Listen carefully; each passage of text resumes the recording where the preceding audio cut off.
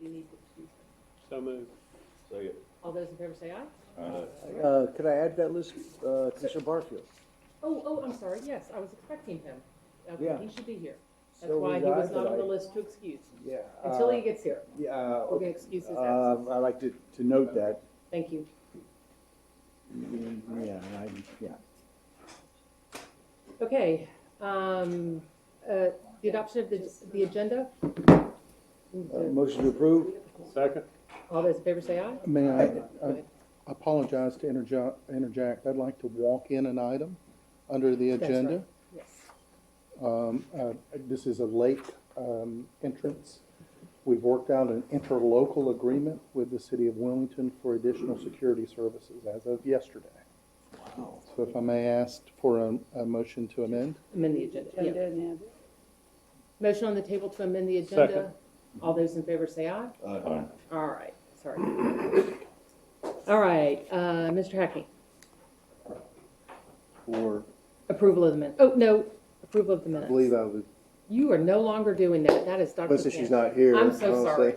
say, minutes from the Have it. package from last meeting, need a motion to approve. Okay, thank you. Minutes are in the packet. All those in favor say aye. Aye. Right. And now we're on to public comments. I think we only have one speaker so far signed up. Yes, ma'am, I think You're speaking for the whole group. Yes, Go ahead. Ms. Gaines. Thank you. Yes, ma'am, thank you.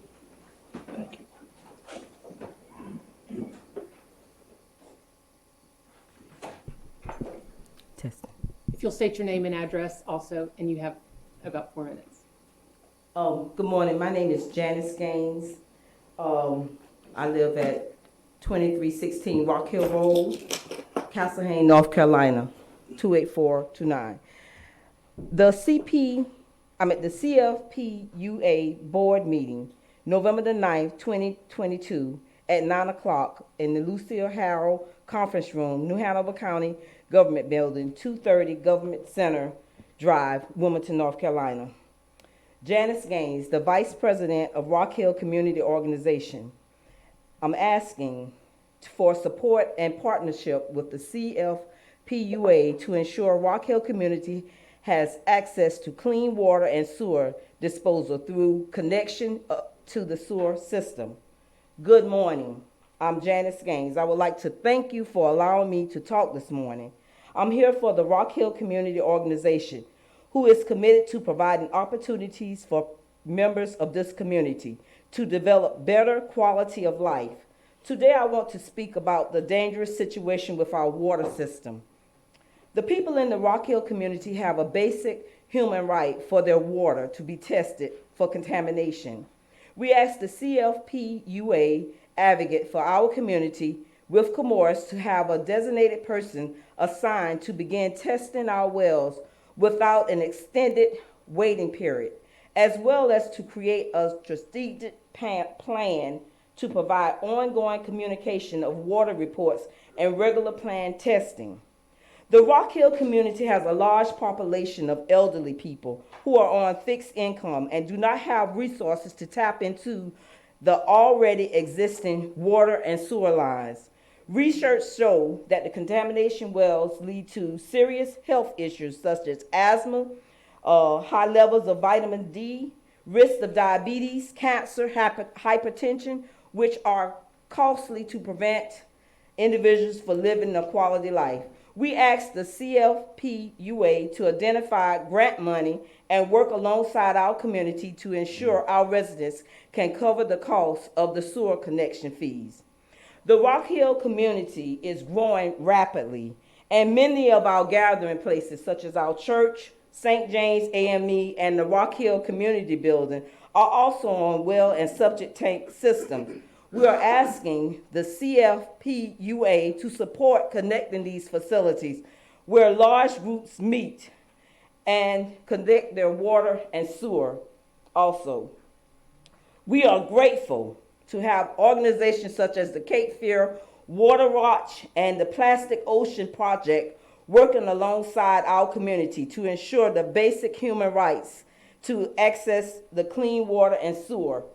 Having support and engagement from the CFPUA would demonstrate the commitment to quality for all who live in the Cape Fear region to support your mission to provide quality water and wastewater services to our community with a vision to enhance the community's quality of life. Thank you so very much for listening to me this morning.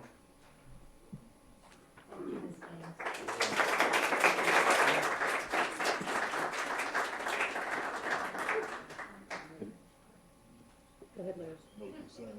Excuse me. Janice, Ms. Yeah. Gaines. Can I, Sorry. can I ask, I just wanted to clarify that y'all are on private wells Right. and that you want, some assistance in getting the wells tested for Yes. PFAS. Okay. Yes. All right, that's the first item. And then number two, you wanted to pursue grant funds to get connected to the water and sewer system. Yes. Okay, did I miss something else, or were those two main items? Those are the two main items. And of course, making sure our church and our community building is added to the testing. Okay, thank Go ahead, you. Mr. Young. Commissioner Young. Ms. Gaines, thank you first off for coming here and gathering your entire community to come here. We really Thank you. appreciate that. Have you reached out to Parsons, who is the company that does the testing for Chemours? We have reached out to several companies and there's a waiting period. We'd like for it to get started. I think we have like maybe 10 people and some of them are waiting for their results to come back. So there has been some communication with Parsons. Right. Am I seeing yes? Yes. Yes, because some of the people Okay. in the. And when did they say they would get back to you? Well, some of them are still waiting. 4 to 6 4 to 6 weeks. Thank you. Yeah.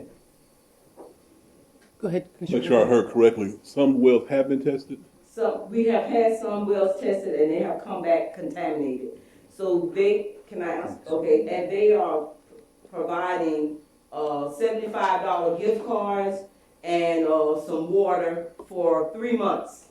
And after the 3 months, they don't know what they're gonna do. And we want help past the 3 months.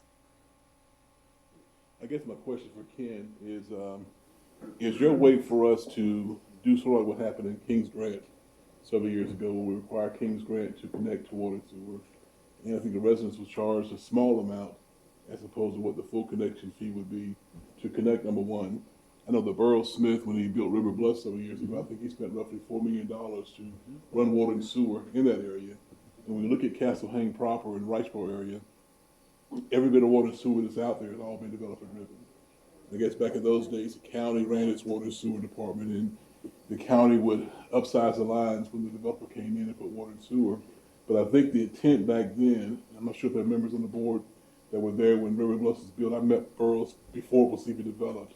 This hilly land as I got elected back in '08. And I think part of the goal would be to, being that the water line and sewer is right that close, I mean, you're on Share Road, not too far away, to find a way to connect it. The same things happen off of Gordon Road with Weaver's Acres. Those folks have come here on a number of occasions. You got water and sewer all around these folks, but no connection has been made, and there's really been no attempt by this authority to even address that. I know I brought that before the board as well before.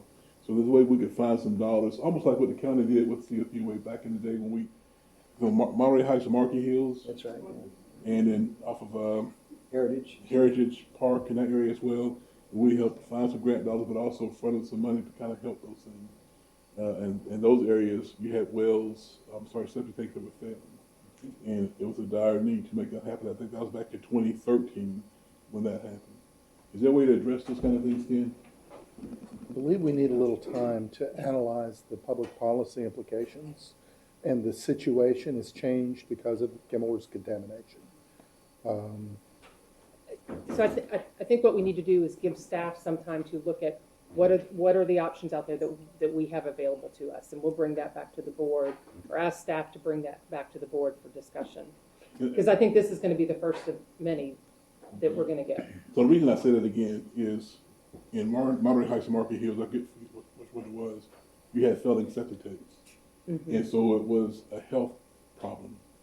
And it was imperative that we did something then. And I'm not sure how much time we gave staff to do whatever, but it happened. I think my board initially voted that down 3-2 to do it, and then I advocated, and we brought it back, and it passed 3-2. And the county stepped up in a big way to help with that. And again, off of Blue Clay Road as well, that same area, which is not too far from this community. But I don't think there was much lag time when those septic tanks were filling because it was getting into the waterway. So now you have folks that are actually drinking contaminated water. So if that's the case, I think we need to figure out something, a way to expedite the process. We certainly will take the direction that I think we've received and look at it through the lens of what's happening with Chemours and their obligations under the consent order, changes in general statute that apply to our ability to help, and we'll bring back some options for consideration. Now, at the same time, should the county be looking at that? Because I So- think that's the way we've done these projects in the past, is the county has been more or less the lead. Right. Because what I'm hearing is, I know we represent the whole entire county, and this organization represents its ratepayers. And I don't want us to do any double speakers that we're waiting on this group when you got a problem. Because again, when those wells were failing, or septic were failing in those communities, we didn't wait on anyone. We found some resources and made it happen. So if we can collaborate with our county manager and have those conversations sooner than later, I think that would be great, but not dragging our feet on it. You have my commitment from our level that we'll, after this meeting, we'll reach out to David Howell and others to start that conversation. Thank you for your support. I haven't been on this board as long as you all have, but I've been on the board of commissioners longer. And so I kind of know these conversations and how some of these things happen, especially with King's Grant and how we came to their aid. And even with upsides of the Kirkland pump station, I mean, there are ways that you can make things happen when you want to make those things happen. That's right. You said, I know there's a conversation, Commissioner Barfield, that I've begun with Carl especially. We've had a number of people have reached out outside of this area here. We have a universe of over 19,000 private wells in New Hanover County that are all potentially, I would like to say, that are affected by this. So we're looking at a county-wide solution, which will most likely require some state funding as well, because it's in the final solution is getting us on to CFPUA water, and sewer. We're talking about tens of millions of dollars to make this happen. But I absolutely agree with you that especially where we have identified health, safety issues, those have got to jump to the top of the list. Thank you. Thank you all for coming, showing your support. We appreciate it. Thank you, Ms. Thank you. Haynes. Yes.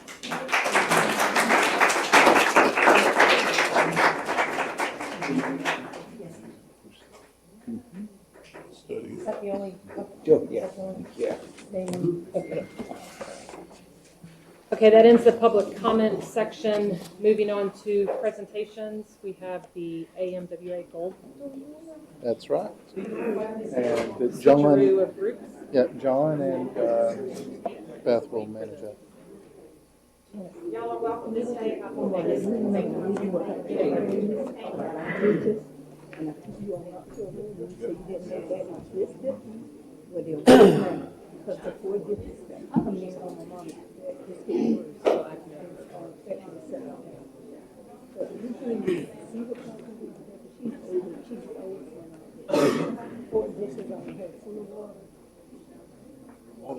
Okay. Yes, ma'am. Remember that trip? I do. We're Veronica Carter over in Leland. She's tied into the whole Rock Hill Community Center as well. Glad to see She's, you. there's apparently been a meeting that happened last week or something. Yes, ma'am. Us Yes, and, ma'am. what's the name of the pastor, the woman who was at St. Crowd James? this morning. Do you remember? Everybody's got it. You know what I'm talking. It's a woman pastor, or at least it was. She's a real. So this morning, Beth and I are pleased to inform you that CFPUA has been awarded the Gold Award for Exceptional Utility Performance by the Association of Metropolitan Water Agencies. The Gold Award is part of AMWA's Progressive Awards program that recognizes extraordinary utility management and performance. And receiving this prestigious award means that CFPUA is viewed by our peers as a role model and a leader in our industry. So, said plainly, this is a really, really big deal. To give you some perspective, of the roughly 148,000 public water systems in the country, CFPUA is one of only 136 utilities to receive this award. So obviously such exclusive recognition really demonstrates to our customers and all of our stakeholders that this organization has continued to commit to effectively serve our community at the very highest level. So an achievement like this obviously starts with the board. The trust and the guidance and the support you provide allows this organization to do the best work the best way. With that said, this award would not have been possible without the dedication of our wonderful staff. And joining me today are some of that staff. The individuals before you are subject matter experts. They are technicians. They are the direct connection between our mission and our community. And they are the ones that make the vision of this organization a reality. And their commitment has been essential to this achievement and CFPUA's overall success. So when I call your name, please step forward or raise your hand so you can be recognized. And after I've recognized everyone, please join me in congratulating them on this honor with a round of applause. So I'm going to start with Matt Tribbett, who oversees our linear assets. We got LeVar Leah in our distribution and construction division. Lewis Smith, in the collection system, our vectors and line cleaning guru. Jimmy Wallace, part of our collection system, first responders. Jude Eden, there's Jude in IT. Julia Faircloth in finance. Elizabeth Sievert, part of our strategic planning and performance management. Matt Hurahan, who is not here today. Tristan Rickabaugh, part of our North Side operations. And Darren Bellamy, South Side operations. And Alan Sutherland at Sweeney. We got Debbie Leonard in HR. Jill Deeney, who oversees our lab operations. Crystal Callahan, also in our lab. Cammie Bellamy, communications.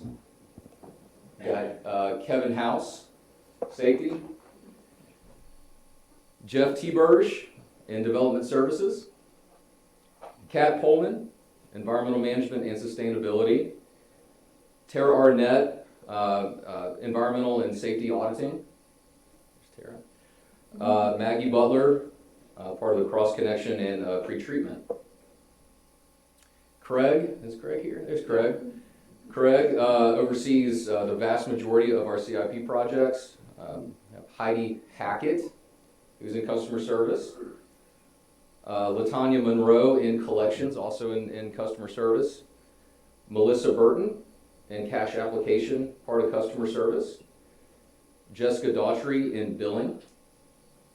John Nixon in meter services. John. Amy Lim, cashier. And Wanda Johnson in our call center. So please join me in recognizing this group and all of CFPUA's employees in receiving the AMWA Gold Award.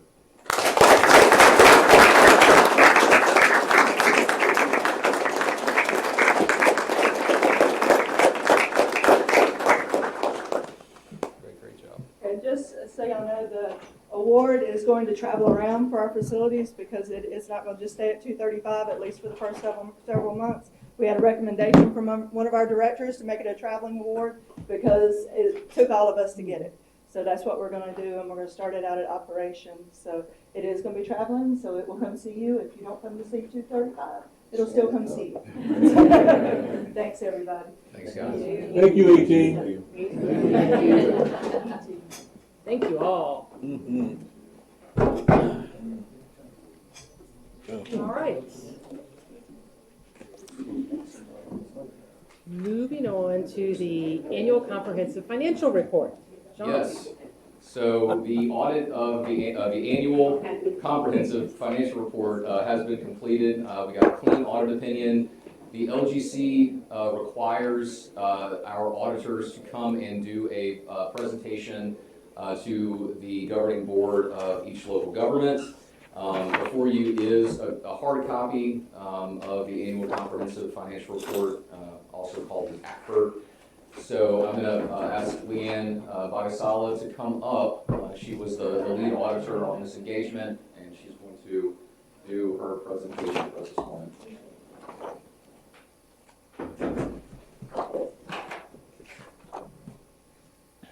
Good morning. My name is Leanne Bagasala. I'm an audit director at Maldon's & Jenkins. This is my first time in front of you. This is our first year as your auditor. We have a big team that helped out this year, and we had a very good audit, very successful audit. So a couple things that I'm going to go through with you today is your engagement team. This gives you an idea who served on your engagement team. I'll also go through your audit opinions. As John mentioned, you had a clean audit opinion. You actually had 3 opinions, and they were all clean.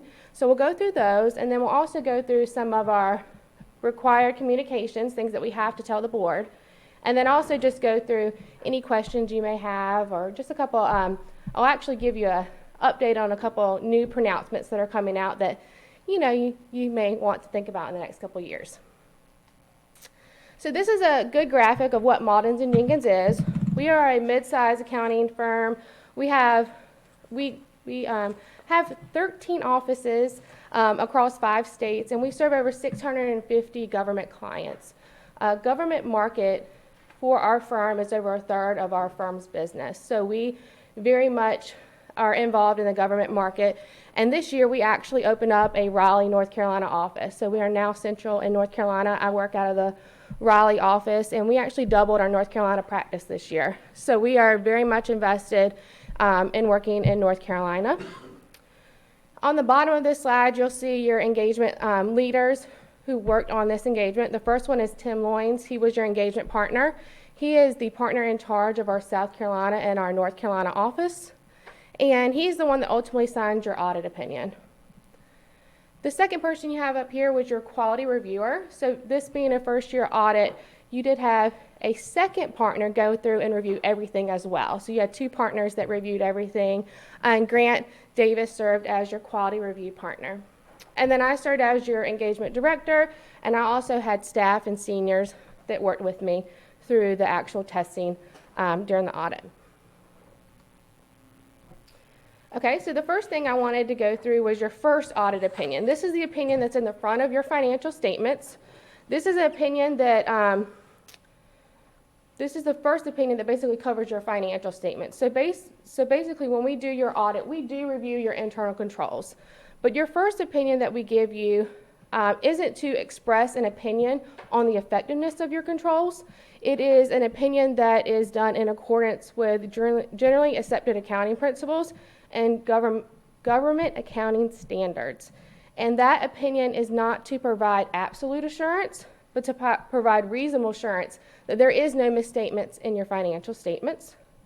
But overall, it does let you know in that opinion that the basic financial statements that are presented in front of you are management's responsibility. For that opinion, you received an unmodified opinion, which is a clean opinion. It's the highest level of assurance that we can provide you, that your statements are presented in accordance with generally accepted accounting principles. But our responsibility for any information that Cape Fear has doesn't extend beyond that report, just to make sure that we are on the same page for that. You also received 2 other opinions. The first one is, and these are in the back of your financial statements. The first one is what we call a yellow book report. That is a opinion on the authority's internal controls and compliance with laws and regulations. And that's done in accordance with government auditing standards. You received a clean opinion on that as well. And then the last opinion is based on the amount of state funding that you received, grant funding that you received, we were required to perform a single audit. So we audited one major program, that is your NC Connect program. That's the biggest program that you have on your schedule of federal awards. And with that opinion, you will see that we did not identify any material weaknesses or significant deficiencies for that program. And so you also received a clean compliance opinion. Okay. And then the next couple slides, I am required to communicate certain things to the board. Sometimes you'll see these in a letter. We like to present them in PowerPoint form. The first one is when you're reviewing the financial statements, you need to know that there are a lot of significant accounting policies that are included in your financial statements. Those are included in Note 1 of the statements. And those policies are the authority's policies. And when we go in and perform our audit, we do review your policies and make sure that they're in accordance with generally accepted auditing principles. There are no controversial policies that you have at the authority, and we didn't have any issues with your accounting policies. The next thing that you should be aware of is your financial statements do have judgments and estimates in them that are made by management. And some of them include actuarial assumptions. So your OPEB and your pension liability are your actuarial assumptions. And those are an integral part of your financial statements. From a relationship standpoint, we did want you to know that we had full cooperation from the authority's management and everyone that helped us perform the audit. We had no disagreements as part of our audit, which is always good. Your team is very, very technical. And that is a very good thing to have. The partner in charge, Tim, he is also very, very technical, so he very much enjoyed some of the discussions that we had during the audit. As part of the audit, your team does have to sign a management representation letter. That's part of any audit. We actually will not issue our opinions until management does provide that management representation letter. We have no knowledge of the authority going and talking to other auditors about or having any other consultations that we were not aware of. And there were no significant issues that we disclosed with management or talked to about management during our audit. I do need to let you know there was one past audit adjustment. That means there's something that was found during the audit that we did not necessarily agree with, but it wasn't material enough to be posted. So we passed, and management passed on posting that entry. It's just something that I have to let you know about. But from a significant standpoint, it's not significant to your financial statements. It didn't cause you to get a different type of audit opinion. It's just something that's out there. Management's aware of that.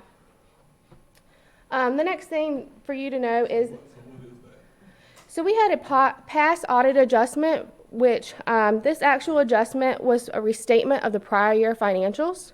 It was $148,000. To us, that's not material enough for it to be posted. It just has to do with your accrued compensated absences, which is a liability on your financial statements. It was overstated in the prior year. That is, that's all it is. You say that in English? Yeah. So when you're preparing your financial statements, you have to record a liability for what you expect to pay out in vacation.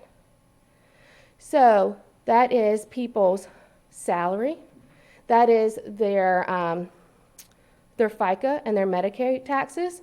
So you record that liability based on how much vacation that they have accrued during the year, and you put that on your financial statements. In the prior year, management included retirement expense in there too. And that expense is actually already included in your Elders liability, your other retirement liability. So it's actually a double count in it. So we asked them to remove that this year, just kind of going forward. Please don't include that in your calculation. And because of fixing that going forward, like they did fix that in fiscal year 2022, we just decided as auditors in conjunction with management that we're not going to go back and restate prior year because it wasn't a big enough number to restate. We don't feel like the users of the financial statements, that would matter to them. It wasn't material enough to them. There is some changes coming to that. There's another GASB pronouncement that is coming up that could change altogether how kind of we do that. But for going forward, we shouldn't include retirement in that calculation.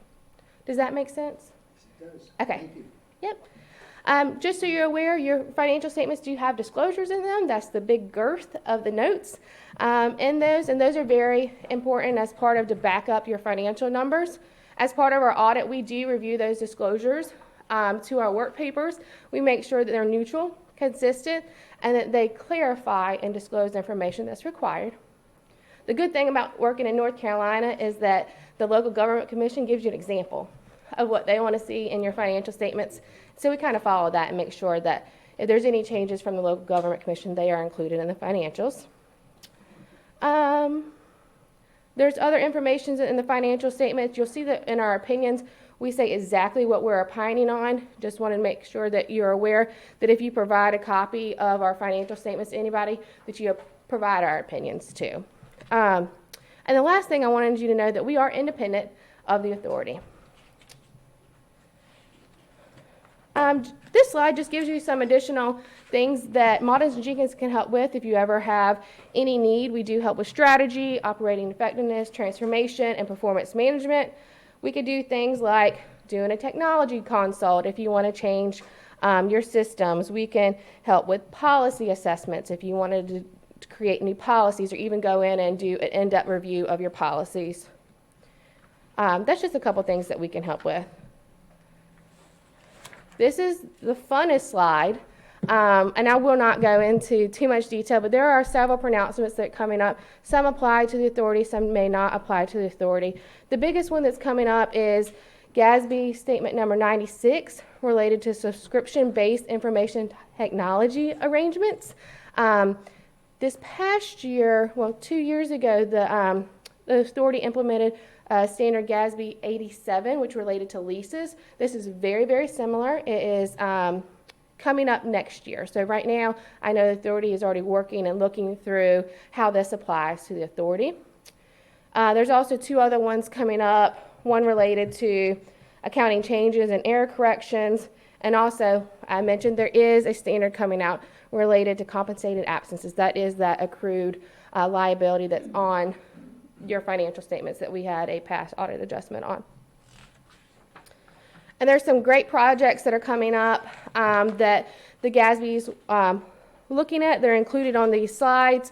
They do have projection dates where they're coming out. We just continually monitor that.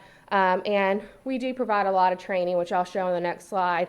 One of the things that I kind of did want to pinpoint is on the last point on here, you have a going concern and uncertainty project that's going on right now.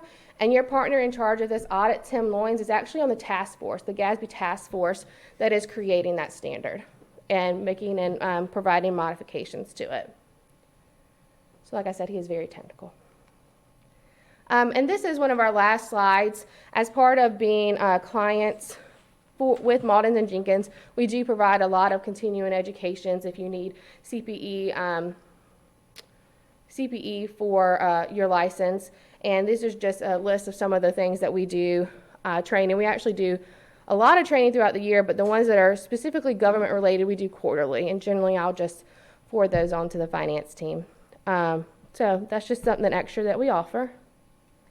And then I'll just open it up if anyone has any questions or comments.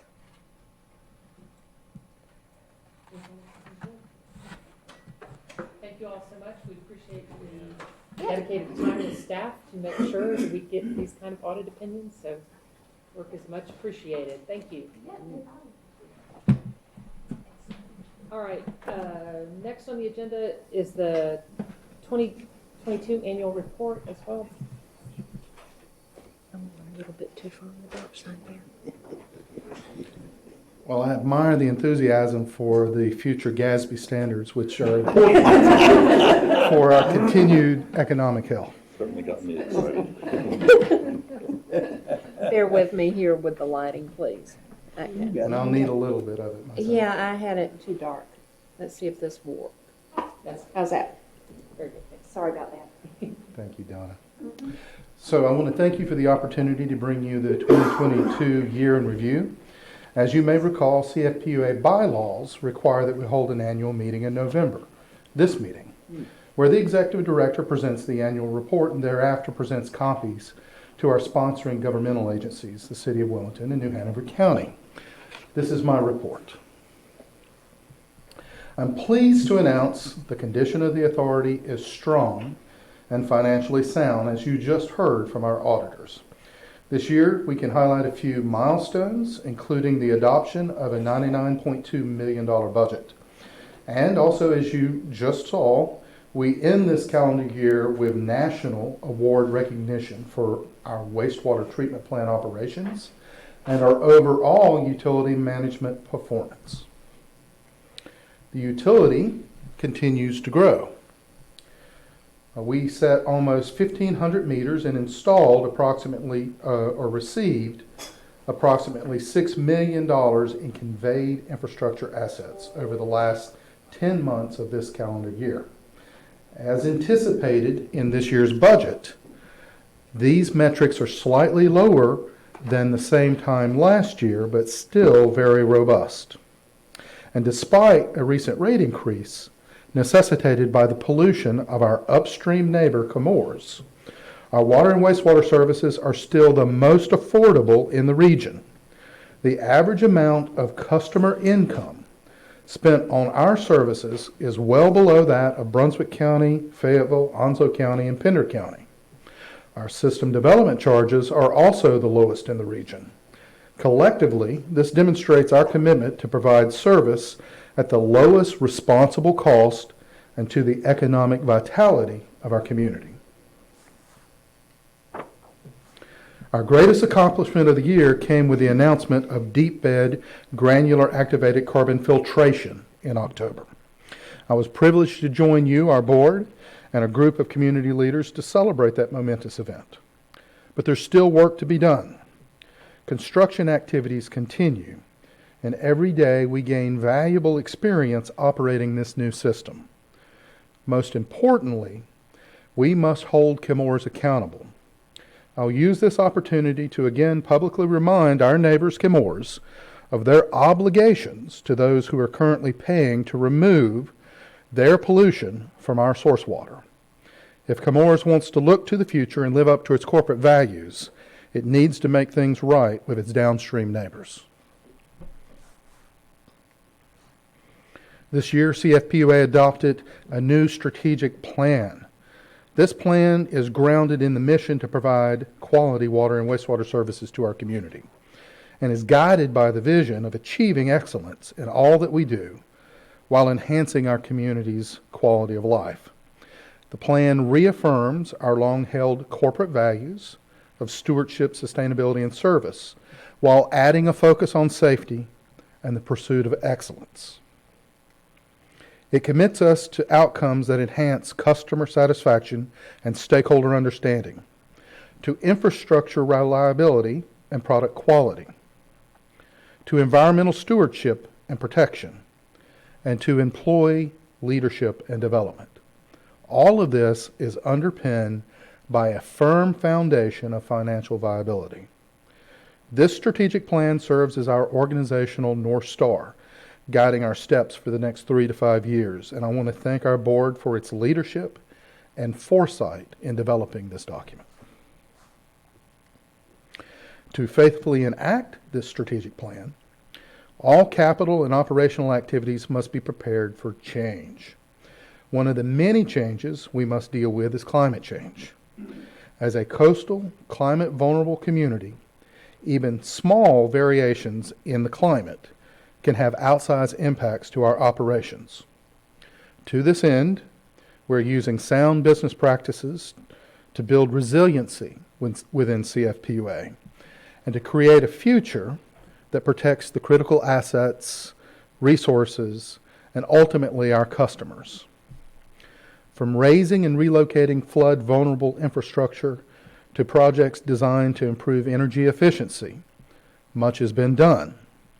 And through the adoption of our first greenhouse gas reduction goal, we set for ourselves and our organization a bold but achievable goal for the future.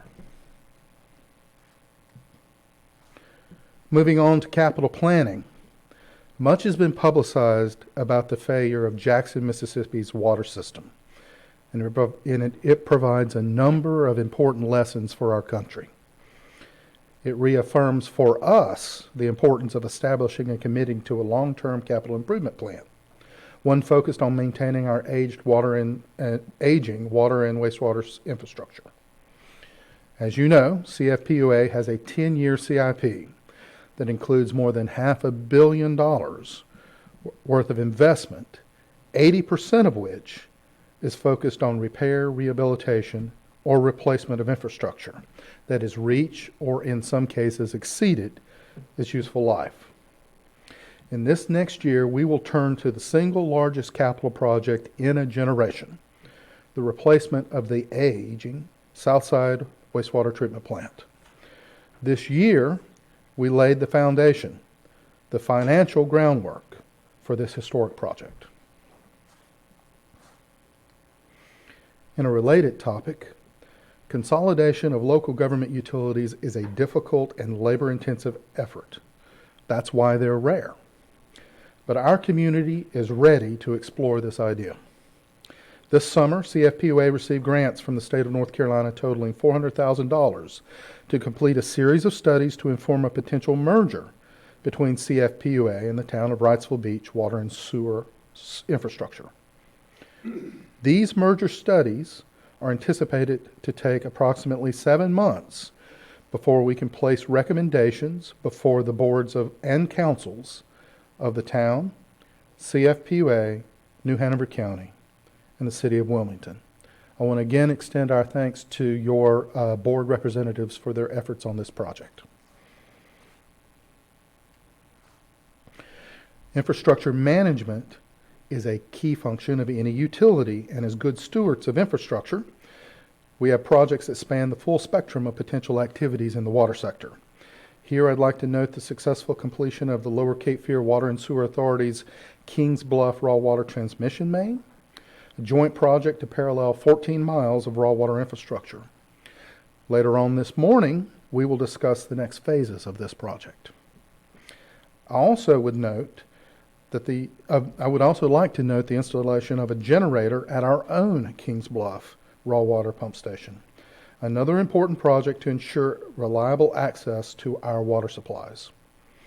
Other major projects are just beginning this year, and they include such important projects to support orderly growth as the northern and southern regional pump station projects. We celebrate the completion of projects necessary to secure the future of our community, but we also need to recognize that some capital projects and capital activities are perpetual. As part of a comprehensive plan to address aging infrastructure, we have started major projects to rehabilitate lift stations, to replace water and sewer lines on Fifth Avenue, and replace force mains from Greenfield Lake to the Southside wastewater treatment plant. Taken collectively, this is evidence of our stewardship and our efforts to ensure our communities will continue to receive sustainable, reliable, and affordable water and sewer service into the next generation. Finally, as a special unit of government, we honor the public trust to hold ourselves to the highest fiduciary standards. As verified in our latest annual comprehensive financial audit and report just presented, your authority is healthy and well managed, with revenues to cover expenditures as well as fund a robust and growing capital improvement program. So on behalf of CFPUA's customers, your staff, your stakeholders, I want to thank you for your continued support. Questions about the annual report? Thank you for your time. Thank you. And staff. Right. A lot of presentations so far. I think that's it for now. One other thing, so there was a handout from John, I forgot, this was presented the Gold Award, so there's some details in there.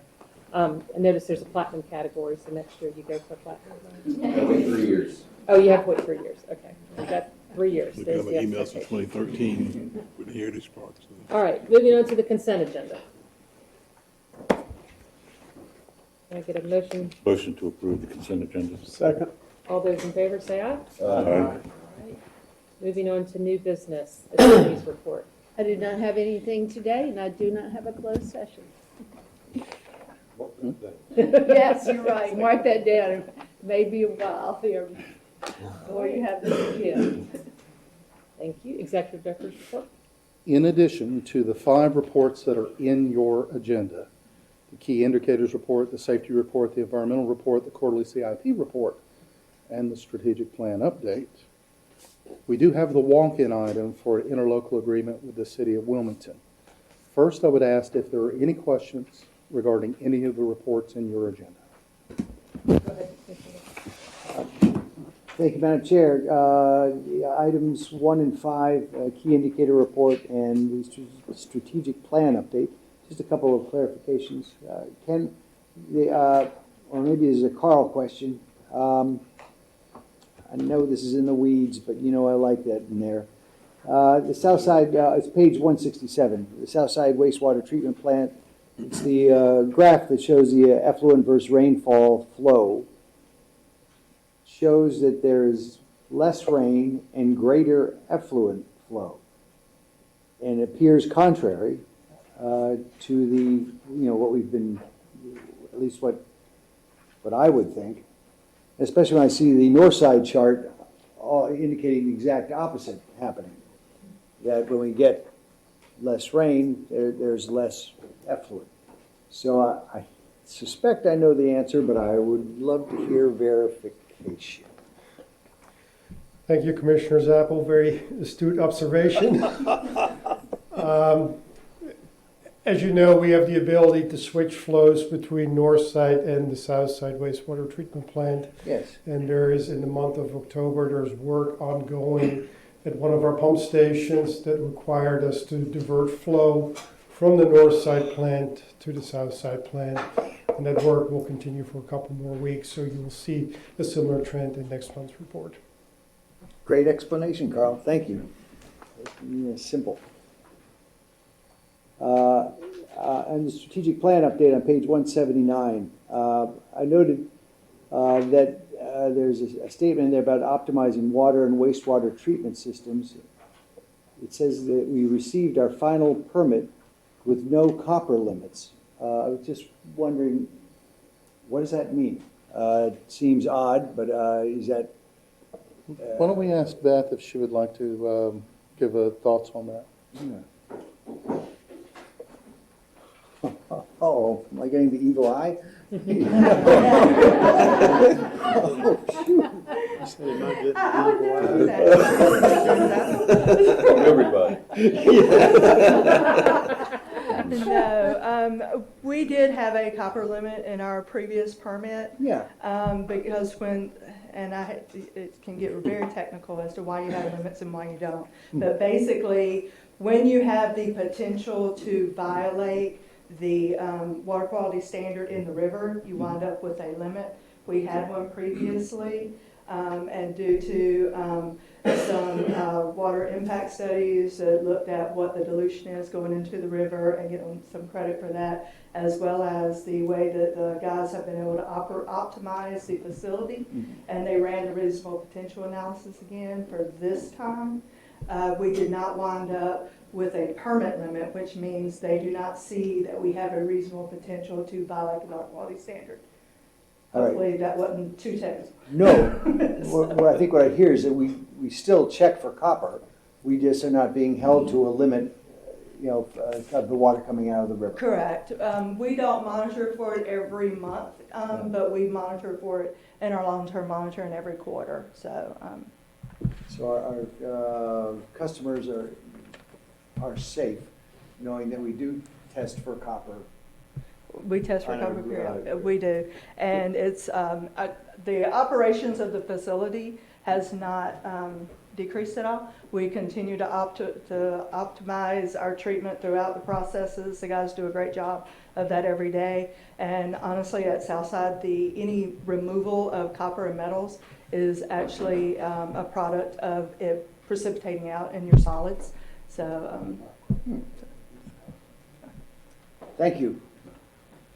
One further question on that. It had to do with the RFP for the DEI work. And I don't know, we may be discussing that later before we jump into that.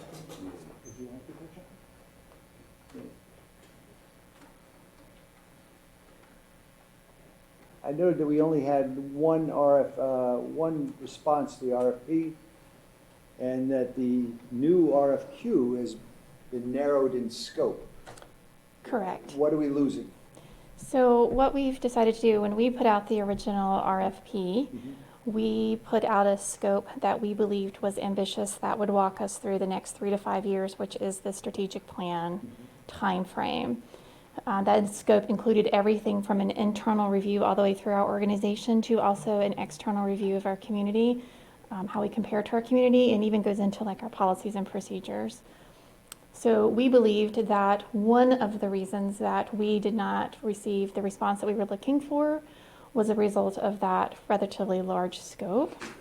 So what we did is we did a couple of things differently going back out, is we narrowed the scope down to say what we're looking for is more of that internal review first. So let's start there, let's look inside first. And then once we complete that, then we can negotiate like the next step and kind of take this in stages rather than putting it out in kind of a larger, broader scope. So that was one thing we did to narrow the scope. The other thing that we've done is we're flipping this from an RFP to an RFQ. And so again, our hope is that that will also generate some additional interest so that way we can evaluate consulting groups based off of what they're able to bring to the table, their experience, their qualifications, their relationship with our community. And then from there, we can negotiate those finer terms and conditions as well as rates from there. And so it just gives us that flexibility to do that. So again, hopefully a little bit less parameters will generate more interest, and then we can negotiate from there. Have you had any preliminary response? Why do you think we're having difficulty? I mean, I get it, limiting the scope all the way around, it sounds like. Do you feel optimistic that we will get some more responses? I just think it's odd that we're not getting more responses. So, just keep in mind we just went out once, so that's kind of one time. My belief is that it was a combination probably of large scope, short time frame, right. And also we had kind of a budgetary improvement for like an up to not to exceed cost. So by removing some of those barriers, then we will be able to generate some more interest. The other thing we've done is we're going to go back to the RFQ is we've also reached back out to our partners at the city and the county and their DE and I teams. And they are also, which they did before, but they also are going to help us a little bit more, kind of be a little more targeted in some of those groups. And I think that will help us as well. Yes, it will. Thank you so much. You're welcome. Yeah.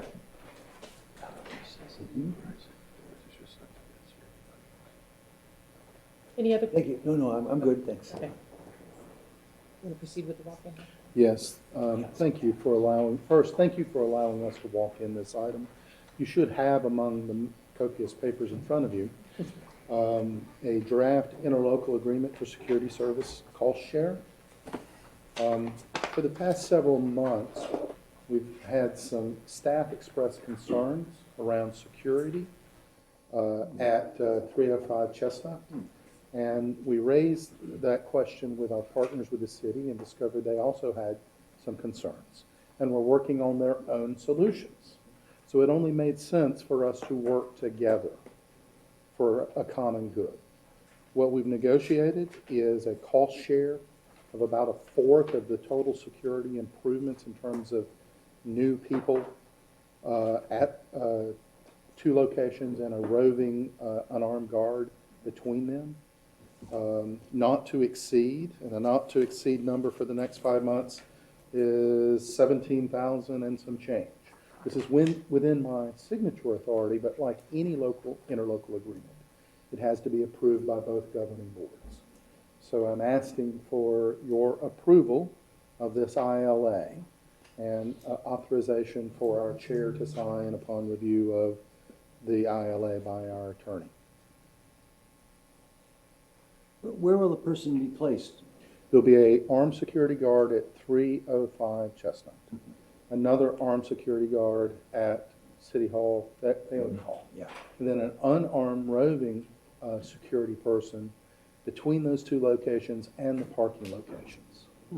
This is really only a 5-month solution as our friends and partners at the city work towards some longer-term solutions. But again, we feel like we need to be part and parcel of this. We have staff over there. We have staff who are parking over there. There have been some incidents we're concerned about others. And we're very pleased that the city is taking the lead on solving this problem. These incidents at the deck or in the building? At the deck and walking to the deck.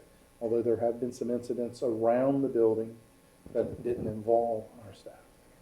Have you talked with the county at all? I know that we typically have a deputy at the downtown library. And what we do, we employ deputies in some of our locations, library, airports, community college, Department of Social Services, Health and Human Services, and we partner with the Sheriff's Department for those things.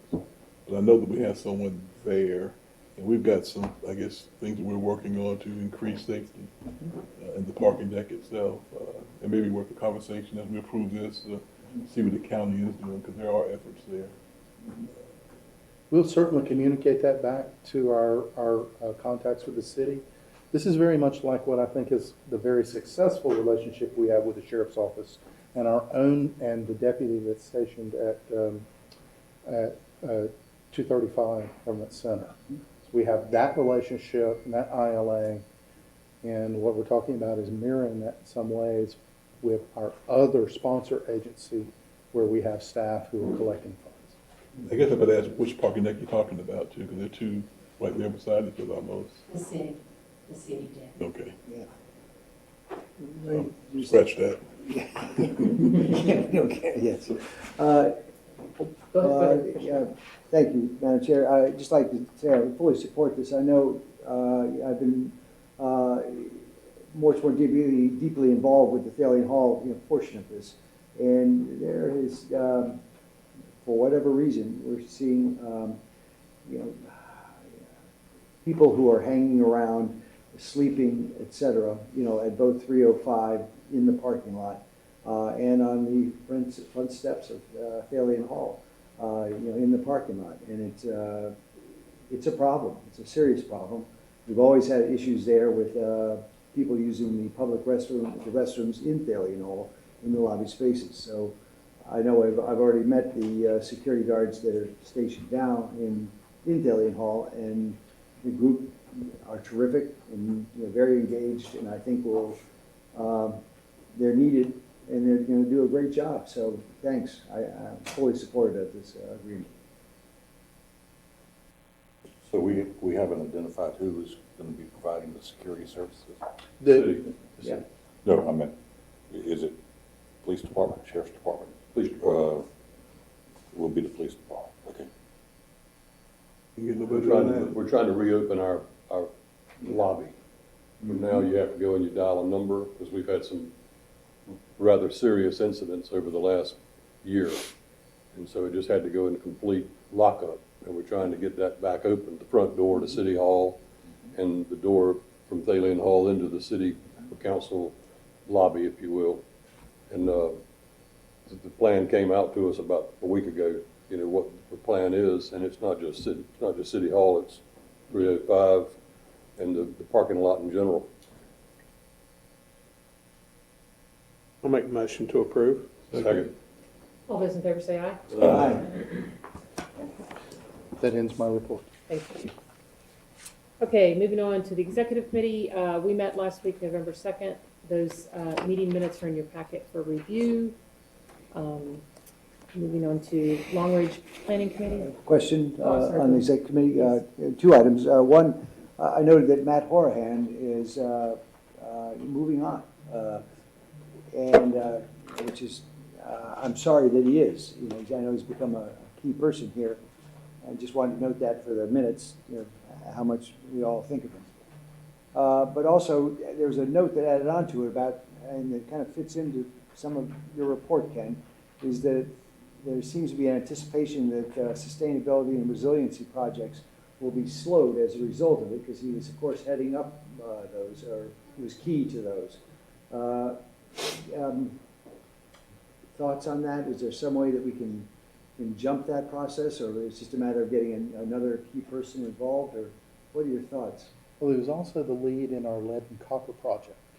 So with diminished resources until we can backfill the position, that's should carry the prioritization because it has a regulatory time frame associated with it. Absolutely. We're certainly going to do everything in our power to try to keep those initiatives on track and making progress. But we wanted to give notice that perhaps that may be slightly delayed. But any reason why we lost them? Was it money or what? Do we know? It is, I would summarize it by saying it's kind of part and parcel of the great resignation that we saw that we hope is kind of waning. But we will see, it's not uncommon to see middle level and even high level individuals choose to change careers. And we wish Matt every success and are very sad to see him go. Thank you. I also noted there was appeared to be a discussion that happened in the executive committee concerning mandatory connections. Is that something we're going to pick up later in this meeting, or?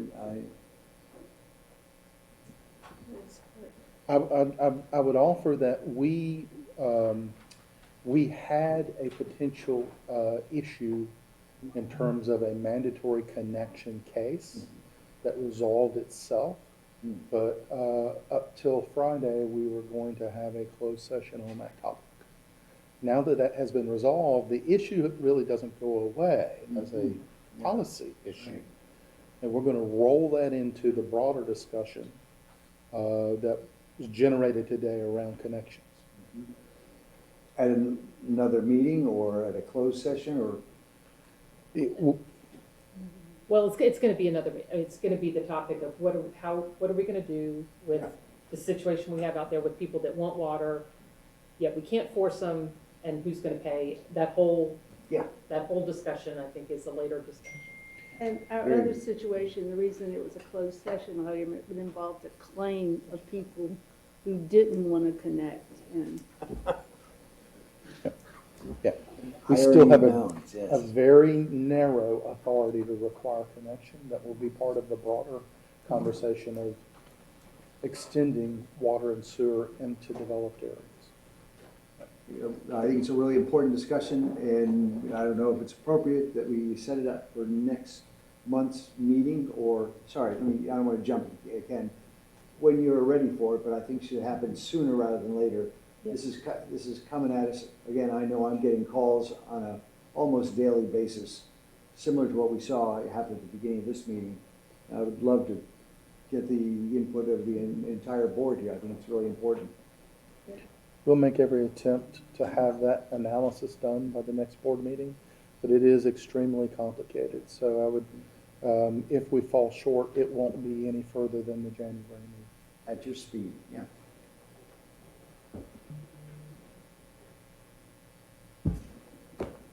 All right, long-range planning committee? Yes, we met on October 27th, and the minutes of that meeting are included in your packet.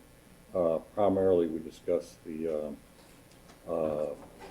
Phase 2 raw water line parallel with Lower Cape Fear Water and Sewer Authority, and I believe we're getting that into that item in much more detail with Finance Committee reports. That's correct. Other than that, I'd be glad to answer any questions, but that's our report. Any questions for Larry? Okay. Finance Committee? Mr. Moore? Finance Committee met on November 2nd. Those minutes are in your packet for any review. And monthly financials, our CFO, John McClellan.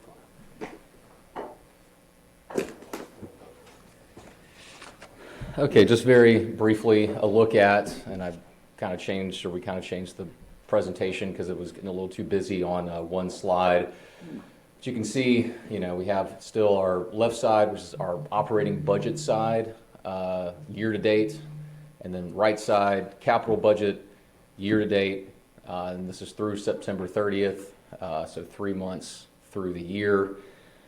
So you can see, let's see, right here on the change in fund balance right here, due to that very large debt service payment, that's about half of or actually over half of our debt service appropriation for the entire year happens in August, on August 1st. So you have this large expenditure, we have revenues that are rolling in throughout the year. So certainly expecting that to go from a negative to ideally zero, but should be getting less negative as the year progresses. Year to date on the capital side, there's $4.2 million expenditures exceeding revenues due to the expenditure of bond proceeds as the Sweeney project finishes up, nearing completion and paying out all those invoices.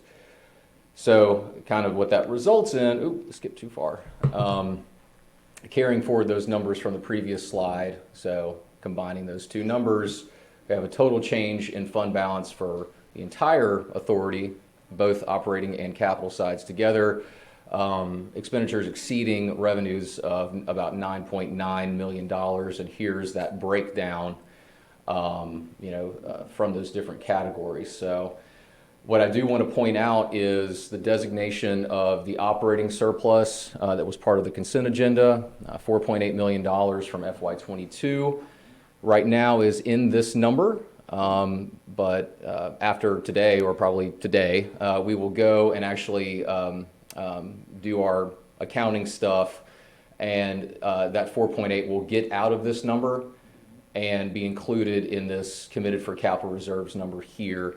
You won't see that in this presentation because we have a month lag. You won't see it next month, but you'll see it in January when we report on November, or as of the end of November. And yeah, I think that's it. Any questions?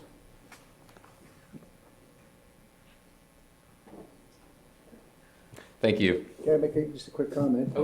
John, congratulations. I think this is the first financial report in probably a year and a half or 2 years since I've been wearing you out about the unassigned fund balance, and you made it. And you made it work, and I thank you so much. It all fits. Sure. So great job. Yeah. Yeah, this again is a number that we will be watching. What we are going to do, because really all of these other numbers up here are just what they are. They're kind of fixed amounts that go down. This is really the only one that will float and could increase. But what we've done is we've established limits on that number. So at the end of every year, we're looking at the pay-go, the encumbrances that will be pay-go funded. And if this number at the end of the year is more than a third of that number, we will calculate, or we will include that difference to bring it down to a third. That excess, we'll include it in that surplus number, and it's available to go to a capital reserve, pay off debt early, supplement this amount assigned for OPEB. So just wanted to fill you in on that. Thank you. Thank you, John. All right, we will move on. Next item on the agenda is an interlocal agreement regarding Lower Cape Fear Water and Sewer raw water pipeline system improvements. And our Executive Director, Ken Waldup, will have it.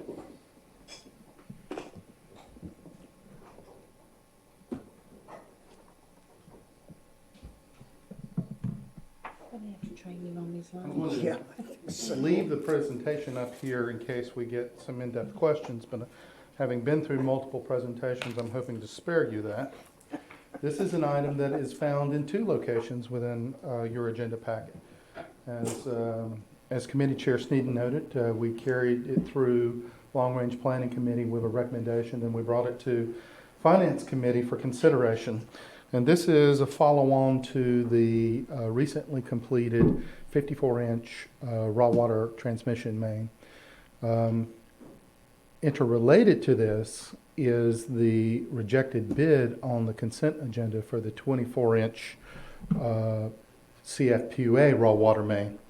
I want to take us to a very specific schematic. And just remind everybody that CFPUA receives its raw water sourcing to the Sweeney facility from 2 systems. One that we own. Yes. One that we own. And this is this 8,000 or less than 8,000 feet of this 24-inch was the rejected bid. And then one owned by the Lower Cape Fear Water and Sewer Authority. Long-range planning received a study and recommendation that suggested that it was in our best long-range interest to partner with the Lower Cape Fear Authority to parallel this segment of 48-inch pipe. And you may recall that we actually had a line break a year ago this month, a significant line break on this unparalleled segment that took 2.5 months and $2.5 million to repair. So our General Assembly legislative delegation came through again and arranged for a special appropriation of $23.5 million. Unfortunately, the entire project is estimated to cost $56 million. So we're suggesting that we need to break this up into at least 2 phases. This first phase would be from the current termination point at the tank to the first large user, Pender County. This is the current termination point of the tank for the 54-inch. This is the 48-inch line that is currently unparalleled. And as you can see, this is some of the more at-risk areas based on our discovery a year ago. The total cost of this first segment that we're suggesting to build is $35.2 million. So there's an $11.7 million gap in funding. We've negotiated a cost share between Pender County, CFPUA, and the Lower Cape Fear Authority, who will be representing the other 2 customers. The customers we call the 521 industrial customers. That cost share is found within your agenda, and it's based on allocation shares within the system. The interlocal agreement recognizes that Pender County has the right to increase its allocation in this Lower Cape Fear Authority system. And if they exercise that right, then there is a recalculation that brings a refunding of some amount of money, about $580,000, to Cape Fear Public Utility Authority and the Lower Cape Fear Authority if they exercise that right. So again, it's a very complex topic in your agenda. I didn't want to drive too much down a rabbit hole unless you want to dive. Our recommendation is in 2 parts, and they need to be in the form of 2 separate motions. One is to grant authority to your chair to sign an interlocal agreement upon review and approval by your authority attorney. And the other is to approve a budget amendment. I believe it's Budget Amendment 23004 in the amount of $9,670,000, which is our proportional share of the project. Do you have any questions? Ken, I did, part of the reason we're talking about it today is in long-range planning and in finance. I had voiced a couple of concerns about the project. It needs to be done, and one of the major aspects that Ken, is in the details that really helps me a lot in thinking about it is the fact that when we kick in, meaning not only the CFPUA but the other members, the $11.7 million to carry it through, it's looked as very favorably by the state legislature to get the rest of the funding that will get all the work down to our Sweeney plant. One of my heartburns about the whole thing is that you put all this money in, all this work's being done, and we don't get it completed to help benefit us the most, even though we will benefit by having it paralleled. So I think a really important aspect is showing local participation, which we're going to do with this. I believe we'll end up leveraging the rest of the money we need to complete the whole thing from the state, our state delegation, who are supportive of this. So the multi-step approach, I think, is going to be really successful. Just want to make that comment. Well, That is our they strategy. want us to have skin in the game, and I get that, and that's what this is all about. And I agree with you, Rob, that I'd love to see the next project go all the way to Sweeney Water Plant, but getting it across that section of the Cape Fear River. Once we get on that side of the Cape Fear River, we're still not out of the woods, we're still in the weeds, so to speak, but a break would be a lot less traumatic than it would be at the bottom of the Cape Fear River. I know, and if I repeat, if I'm being repetitive, forgive me, but we had a line break recently where we're already paralleled, and the repair was $250,000, whereas the line break on that unparalleled line was $2.5 million. That's how economically it's going to help at least get it across the Cape Fear River where it's precarious. Or where I pray to God the line's good, but if we do have a line break there, we're in trouble. So, great presentation, and if it's ready for a motion, I'd make it. Charlie, just one more thought I want to reemphasize too, included, but just went quickly, is that it looks like the 224s that we had hoped to be able to parallel or, is not going to happen. I mean, I know there's other ways we're looking at it and there's possibilities, but I'm just trying to jump ahead in reality time. It's just too darn expensive. We thought it would come in much less, and for whatever reasons, the engineering and et cetera, they missed the target. And we're not going to be able to afford it, which puts so much more emphasis on paralleling the project that we're talking about here. So that I think it's an important part of the context for all of us here. And with that, Charlie, I'll be happy to second your motion. Move this forward. So you're making a motion that to move forward with an ILA. Yes, ma'am. Okay. So we have a motion for that and a second. All those in favor say aye. Aye. All right. We need a second motion to proceed with the budget amendment. So moved. Motion and a second. All those in favor say aye. Aye. All right. Thank you, That's Ken. great. That's the end of That's it for finance? Okay. Moving on to Sustainability Committee, speaking for Dr. Cannon, the Sustainability Committee, we met on October 27th, and those minutes are in your packet for review. Nothing to present to the board at this time. And so, moving on to the consolidation study update. Not too much to report since the October 5th kickoff, but there's still a lot of information being gathered on all the different tasks that were identified at that meeting. And there's at least 7 workshops scheduled from November through January for all that information. So maybe next month we'll have more and more to bring to the board. All right. Thank you.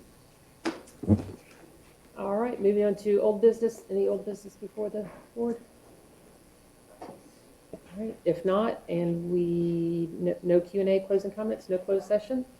Go ahead. The generator that's being moved from north side up to Kings Bluff with the tank, what kind of capacity does that diesel tank have? How many days operating?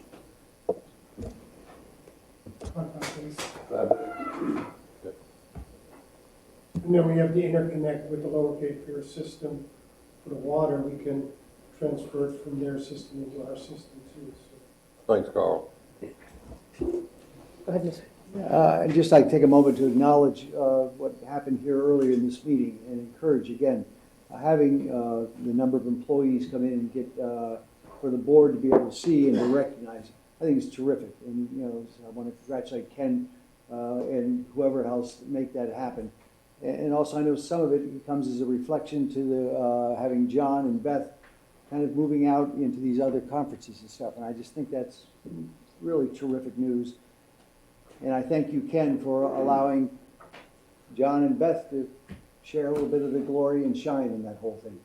I just think it's great management, and it reflects well all the way around. Thanks. And in addition, Beth Eckert gave a great presentation at Leadership Wilmington yesterday. So she's educating the next generation of Wilmington leaders as well. So, okay. All right. We tag team the presentation. All right, anything else for the board? All right, Motion to adjourn. All right, thank you.